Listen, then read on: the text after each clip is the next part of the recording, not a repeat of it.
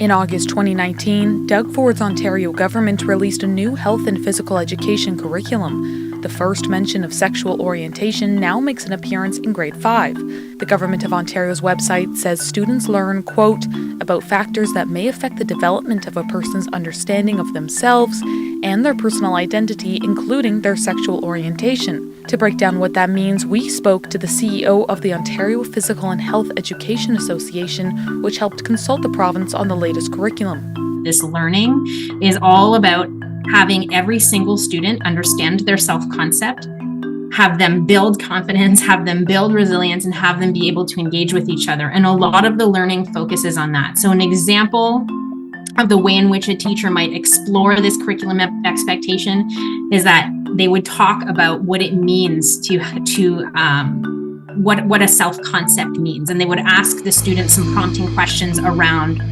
list 3 words that people use to describe you. List some things that you think you're good at. Talk about your interests, right? Like, these are all of the things that help us build out a self-concept. Gender identity and sexual orientation intersect with how a young person understands their self-concept. Meanwhile, gender identity first appears in grade 8, when students learn about, quote, gender identity, gender expression, and sexual orientation, and to identify factors that can help all young people to develop positive personal identities. The teacher would work through some terms and definitions.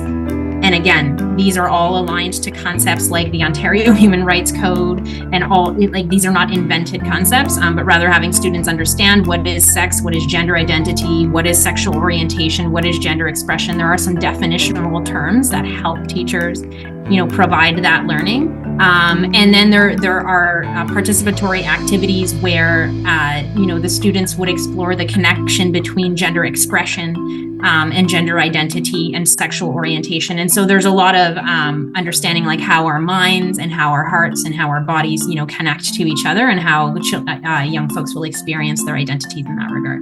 So how much leeway do educators have when teaching these subjects? We spoke to the CEO of the group People for Education to find out. There's tons of leeway. And I think that what's important is that, teachers are educated to be teachers.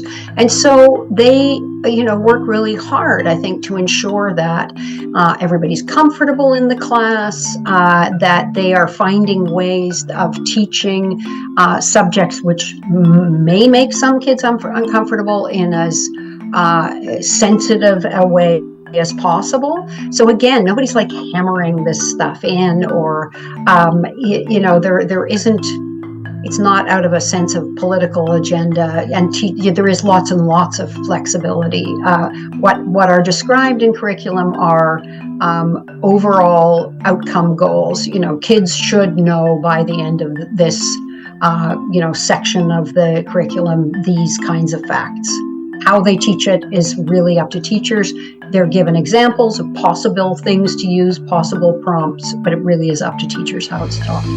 Kidder says it's up to schools and the provinces to choose when and how to enroll teachers in professional development to update their training in these courses.